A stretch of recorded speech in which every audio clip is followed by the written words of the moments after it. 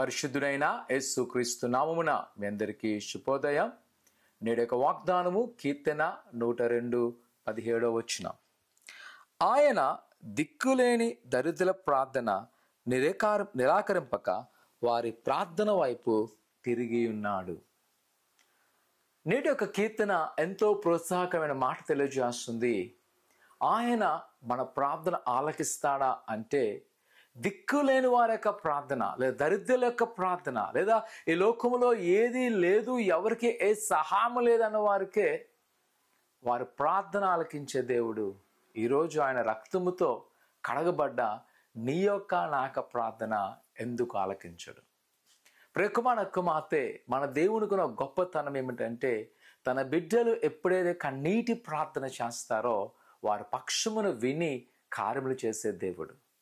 ఈ ఉదయకాల సమయంలో నేను ఎంతో కలవరపరిచే పరిస్థితులను ఎదుర్కొంటున్నావా? ఈ దినా నువ్వు ధనం చెల్లించవలసినదా, లేదా ఉద్యోగరీతిగా అనేకమైన సవాళ్ళు ఎదుర్కోవాల్సినదా, ఎగ్జామ్ రాయబోతున్నావు, ఒకవేళ నీకు భయముతో ఉన్నావా? నా ప్రియ కుమార కుమార్తె, ఇదిగో ప్రభు నీ ప్రార్థన ఆలకించును. ఈరోజు ఆయన సన్నిధిలో ప్రార్థన చేయి, విశ్వాసంతో ప్రార్థన చేయి. ప్రభా, ఇగో ఈ ఉదయకాల సమయంలో నీ సన్నిధిలో వేడుకున్నాను, నా కార్యం చదువు నా ప్రసంగమా అలా ప్రియ కుమారుడివి కుమార్తెవి నీ ప్రార్థన ఆలకించు.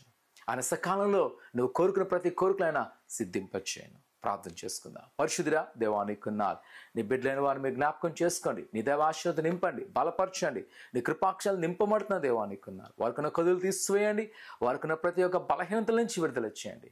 అయినా వారు ఏదేదో కోరుకున్నారో ఆ కోరికలు సిద్ధింపచేసి ఇది గొనుసలు వేడుకున్న వారు మన ఆలకించి గొప్ప కార్యము చేయమని యేసు నామమున తండ్రి, ఆమేన్. దేవుడు తప్పనిసరిగా ఆయన స్వరాన్ని విన్ను, నీ మొర ఆలకించును. విశ్వాసంతో ప్రార్థించే దేవుడు గొప్ప కార్యం చేయను గాక. ఆమేన్.